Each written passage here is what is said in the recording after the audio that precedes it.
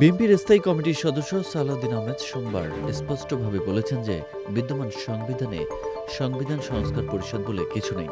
সংবিধানের তৃতীয় তফসিলে সংসদ সদস্যদের শপথের ফর্ম থাকলেও পরিষদের সদস্য হিসেবে কোনো শপথের বিধান নেই। ফলে এই শপথের আইনি ভিত্তি নিয়ে দলটি প্রশ্ন তুলেছে। ত্রয়োদশ জাতীয় সংসদ নির্বাচনের রেশ কাটাতে না কাটাতেই বাংলাদেশ এক অভূতপূর্ব সাংবিধানিক সংকটের মেঘ ঘনীভূত হচ্ছে। আজ 17 ফেব্রুয়ারি 2026 নবনির্বাচিত সংসদ সদস্যদের শপথ গ্রহণের দিন। তবে এই শপথ গ্রহণের অনুষ্ঠানকে কেন্দ্র করে তৈরি হয়েছে নতুন বিতর্ক। সাধারণত নবনির্বাচিত সংসদ সদস্যরা কেবল সংবিধান রক্ষার শপথ নেন, কিন্তু এবার সংসদ সচিবালয় থেকে একটি বাড়তি শপথের আয়োজন করা হয়েছে, যা হল সংবিধান সংস্কার পরিষদের সদস্য হিসেবে শপথ।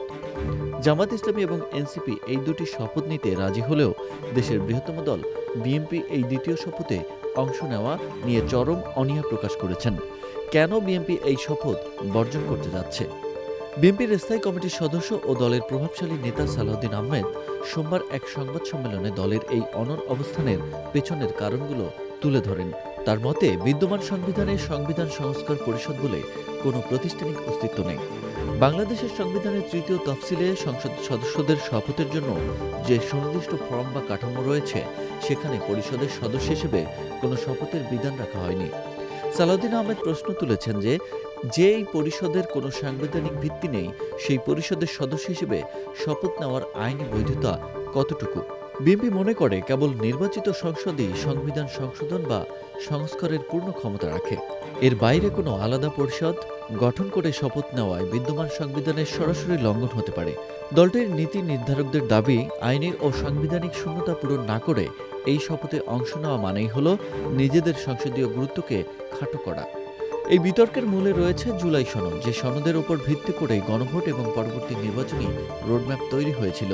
জুলাই সনদে দ্বিকক্ষ বিশিষ্ট সংসদ, প্রধানমন্ত্রীর ক্ষমতার ভারসাম্য এবং রাষ্ট্রকাঠামো আমূল পরিবর্তনের অঙ্গীকার রয়েছে। জামাত ইসলামী এবং জাতীয় নাগরিক পার্টি এনসিপি মনে করে, জনগণের রায় যেহেতু জুলাই সনদ অনুমোদিত হয়েছে, তাই এই পরিষদের মাধ্যমে দ্রুত সংস্কার কাজ শুরু করার নৈতিক দায়িত্ব। কিন্তু বিএনপি এখানে একটি কৌশলী অবস্থান নিয়েছে।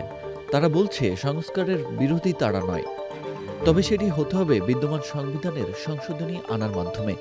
বিএনপি মহাসচিব মির্জা ফখরুল ইসলাম আলমগীর এবং সালাউদ্দিন আহমেদ বারবার বলেছেন যে যদি এই পরিষদকে সংবিধানের আওতায় এনে আইন পাশ করা হয় এবং শপথের জন্য সুনির্দিষ্ট আইনি ফর্ম তৈরি করা হয়, তবেই তারা শপথে অংশ নেওয়ার কথা ভেবে দেখবেন। অর্থাৎ বিএনপির 209 জন সংসদ সদস্য বর্তমানে কেবল একজন সাধারণ সংসদ সদস্য হিসেবেই শপথ নেওয়ার প্রস্তুতি নিচ্ছেন, কোনো পরিষদের সদস্য হিসেবে নয়। যদি আজ বিএনপির সংসদ সদস্যরা এই দ্বিতীয় শপথ না নেন, তবে সংবিধান সংস্কার পরিষদ গঠনের পুরো প্রক্রিয়াটি বড় ধরনের আইনি জটিলতায় পড়বে।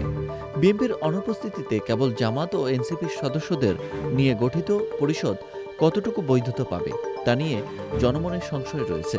এতে করে জুলাই সনদ বাস্তবায়নের প্রক্রিয়া দীর্ঘায়িত হতে পারে, যা অন্তর্বর্তীকালীন সরকারপন্থীদের সাথে বিএনপির দূরত্ব আরও বাড়িয়ে দেবে। রাজনৈতিক বিশ্লেষকরা মনে করছেন, এটি কেবল একটি শপথের বিষয় নয়, বরং এটি হলো আগামীর বাংলাদেশের ক্ষমতা কাঠামোর নিয়ন্ত্রক কে হবে তার এক প্রচ্ছন্ন লড়াই।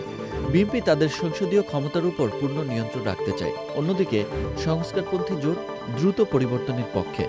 শেষ পর্যন্ত তারেক রহমানের নির্দেশনায় বিএনপি কি এই অবস্থান থেকে সরে আসবে, নাকি শুরু থেকেই ত্রয়োদশ সংসদে এক বড় ধরনের অচলাবস্থা তৈরি হবে, সেটি এখন দেখার বিষয়।